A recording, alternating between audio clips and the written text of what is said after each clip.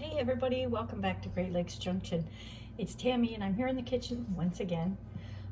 Today I found some mushrooms that were on sale, so I'm going to be dehydrating them and showing you a couple of ways to use them in different recipes, so stay tuned.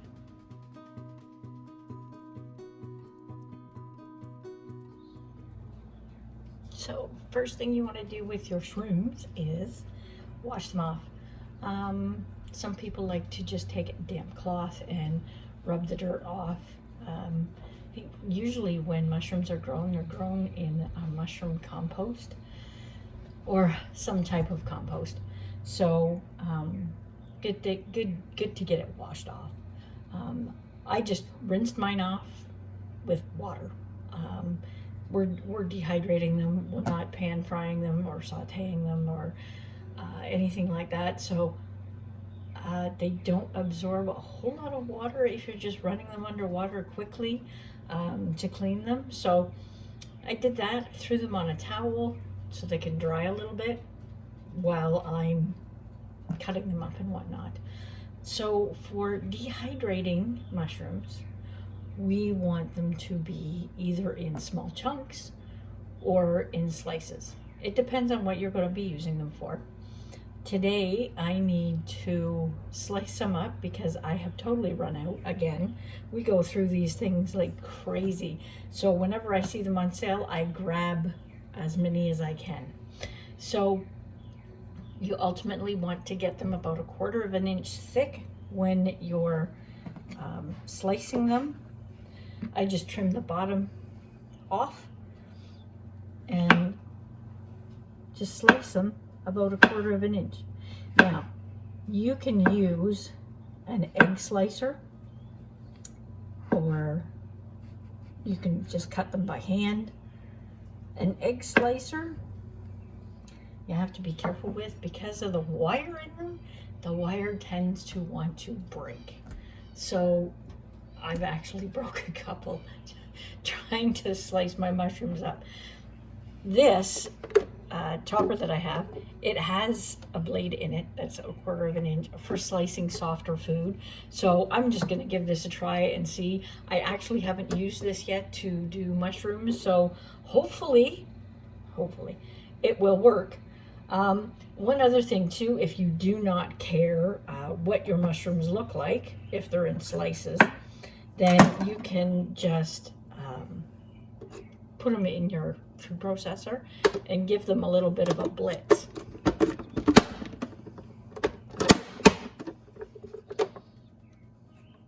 And that actually did not work too bad. That'll do for me. I'm going to do some sliced, and the rest I really don't care because I want to make a powder today to add to different things and different recipes, and we'll talk about that in a little bit. So I'm just gonna get these put through my little slicer here, and then we'll bring you back and go through the dehydrating process. Okay, I got them all sliced up. This is the ones I used in the chopper. It kind of crushes them. So if you don't care what they look like, it is so fast to do it with that way, or with that chopper. Don't worry about them overlapping a little bit because these things shrink up unbelievably. So I have the messy ones, and I have some slices here that look pretty if that's what you want.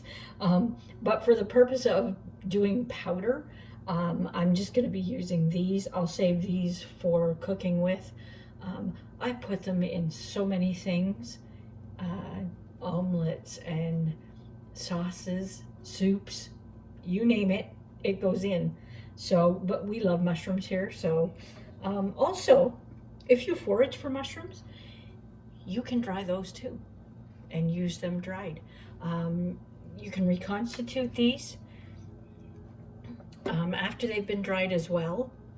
Just let them sit in some boiling hot water for about 1/2 hour, or even throw them on the stove and simmer them for 20 minutes, 1/2 hour, and they'll come back almost as good as they were before they went in. So I'm going to put these in the dehydrator. So let's go. Okay guys, let's put the last tray into the dehydrator.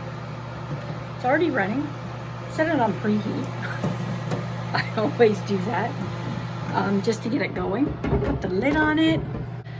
So I have this set at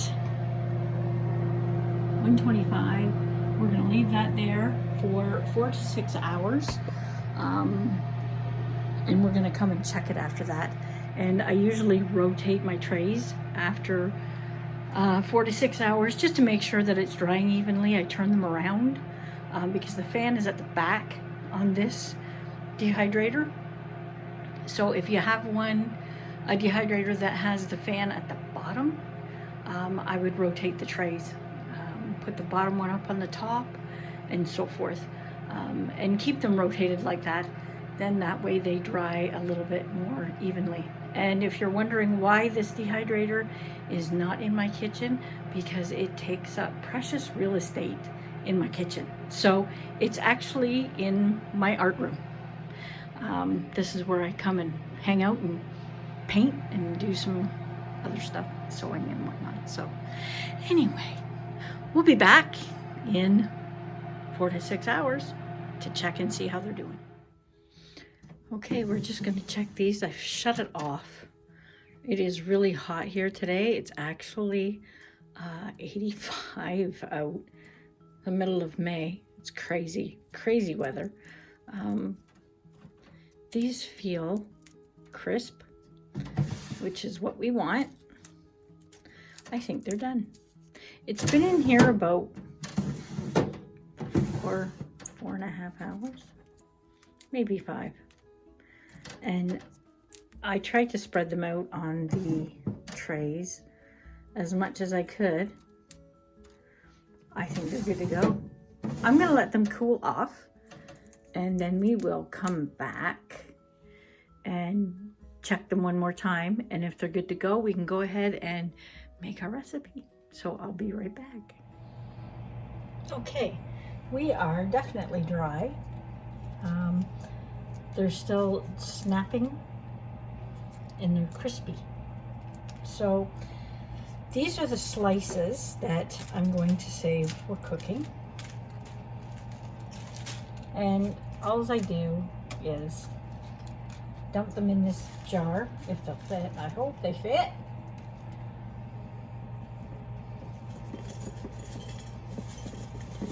Mushrooms can be messy, so be prepared.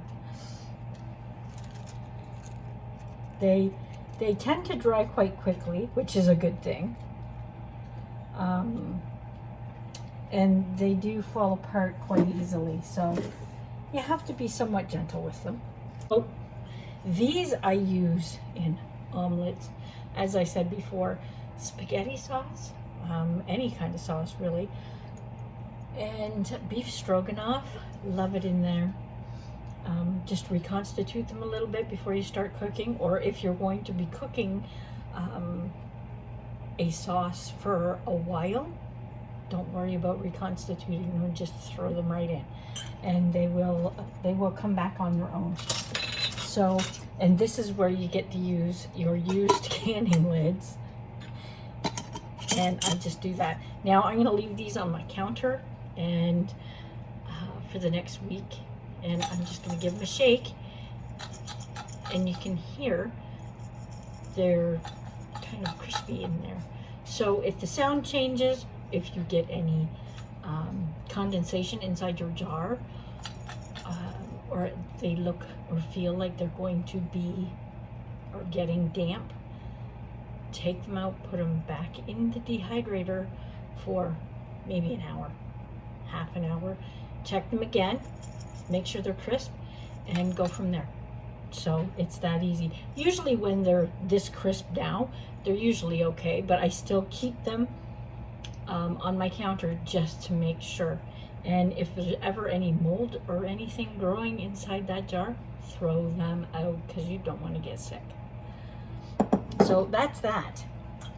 Now, our powder, I am just going to throw these in my coffee grinder. And you can use whatever you want to grind them up. If you have a food processor, it'll work too. I just don't do too many at once. Just actually going to take this out of the way. You don't want too many in your container to do all at once, because it won't process them and you'll end up with chunks that you really don't want. One thing I found with this grinder that I've got, it's a Master Chef, I wish it had a lid. I put saran wrap on it, and then I put this on it. If the saran wrap's not there, the powder gets stuck on the lid and it comes out all down the sides, and it's just quite a waste. So I put a little piece of saran wrap on there, and it keeps the dust down as well. So when you take the lid off, you don't inhale all that dust. So I'm just gonna blitz this, and I'll mute it so you don't have to listen to it. Oh. So that's what it looks like. Just a really fine powder. Okay, so we're gonna start this recipe for instant mushroom soup, and I was just gifted this book and found that recipe in there. So we're gonna give it a try and see if we like it. And I will put a link in the description for the book itself, and for the dehydrator. If you don't have one and you're interested in getting one, I have the Excalibur. It's fantastic. Love it. Love it, love it. So let's get making this. We need 2 tablespoons of mushroom powder. And I'm making a mess, like I always do. 1 tablespoon of powdered cream. I'm using powdered whole milk.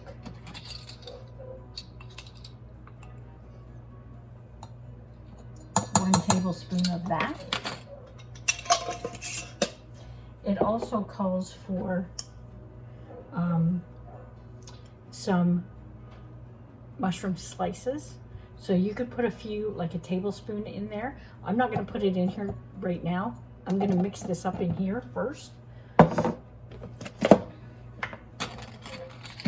And we have 1 teaspoon of beef bullion.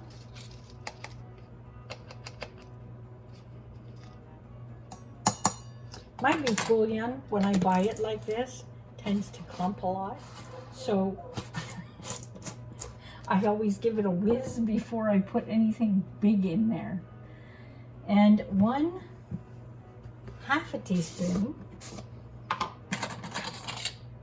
of cornstarch, just to thicken it up a little bit. Now, if you want, I'm actually going to add just a tiny bit, 1/2 teaspoon, actually 1/4 teaspoon of onion powder to it. If you want to add salt, go ahead. If you feel you need it. This is just 1 serving, just to give it a try. And if we don't like it, we don't have to make it again. Hopefully we'll like it and we can make a big batch. That's all. It just needs that quick little whiz. I'm just going to put it, I probably should have got a funnel and a smaller jar. So that's it. And then you can go ahead and put a tablespoon or so of your mushroom pieces in there. You could probably put parsley in there as well. that would look really nice. So that's one recipe. And I thought that was kind of cool to have. If it's in an airtight jar, it'll keep for a year in your pantry. So that'd be great in the winter.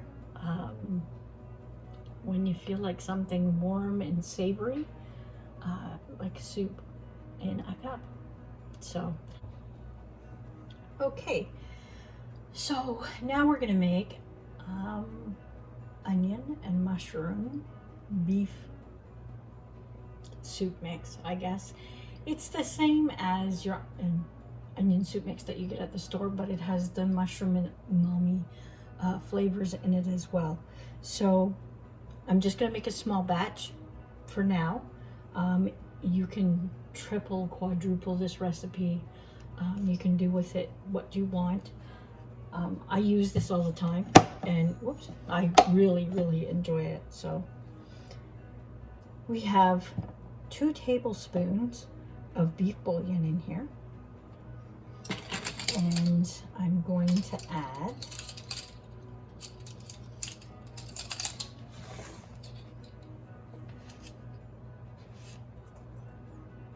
one teaspoon of onion powder,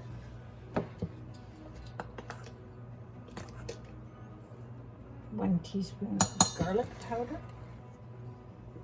Get them out of the way. 1 teaspoon of dried parsley. I can't wait until summer gets going because I am running out of herbs and I grow a lot of them myself. So, okay, 1/4 teaspoon of celery salt. This is something else that I actually love to dry, is the leaves and celery that I grow, and I make a powder up with it as well. It's great for any soups or stews or making up spice blends and stuff like that. It's fantastic. So that is just celery, it's not celery salt. So I'm going to add 1/4 teaspoon of salt, because the bouillon usually has a ton of salt in it. So you don't want to add too much. And then I'm just going to add 1/4 teaspoon of pepper. And because that bouillon likes to clump, we're just going to give it a whiz and get it to blend up better.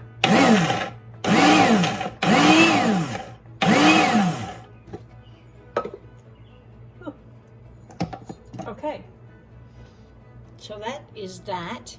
Now, one other thing we need to add to it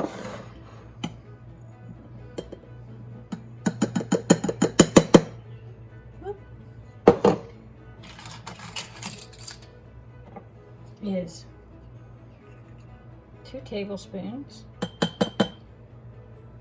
of the mushroom powder,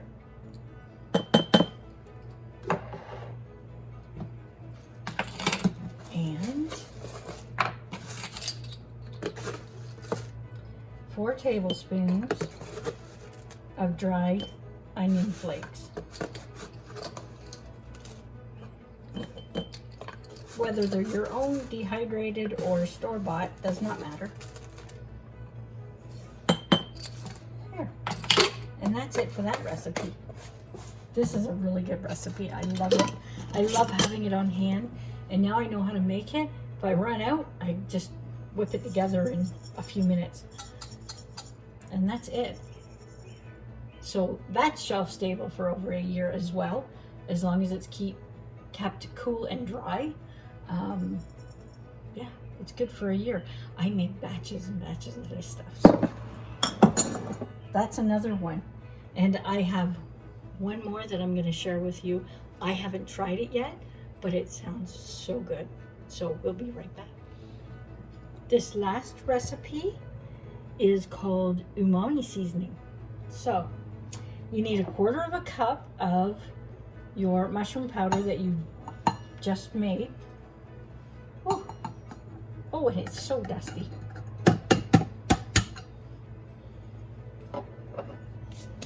You need 2 tablespoons of parsley, and I'm just going to, well, I guess we can measure it. It looks like I've got about 2 tablespoons here. You need 2 tablespoons. Oh, not quite, but just about. 2 tablespoons of parsley. A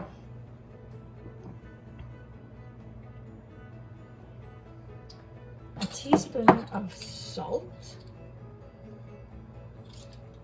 which I'm not going to add quite a teaspoon. I like watching how much salt we take in. So there's 3/4 of a teaspoon of salt.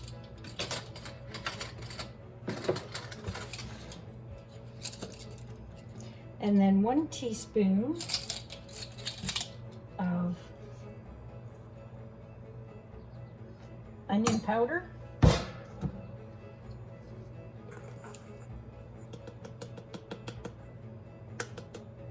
Half a teaspoon of garlic powder.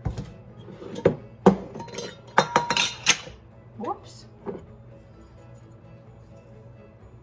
And 1 teaspoon of basil.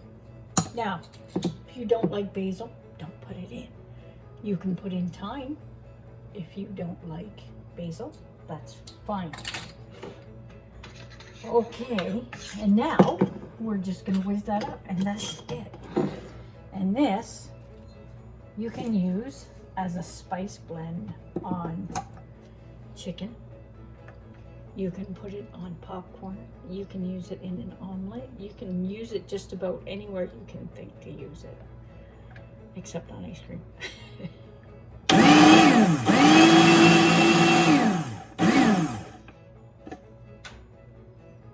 And again, watch that powder. It is wicked. Okay, so there it is. That's our umami powder. Just gives a little more savory flavor to different cuts of meat, and like I said, popcorn and stuff like that. So give it a try and see if you like it. If you like the video, hit that thumbs up button for me and help support our channel. If you're new here, hit that subscribe button and the bell so you'll be notified of the next video coming out. And if you're not new and you're returning, thanks for coming back. We'll see you in the next video. Take care and stay safe.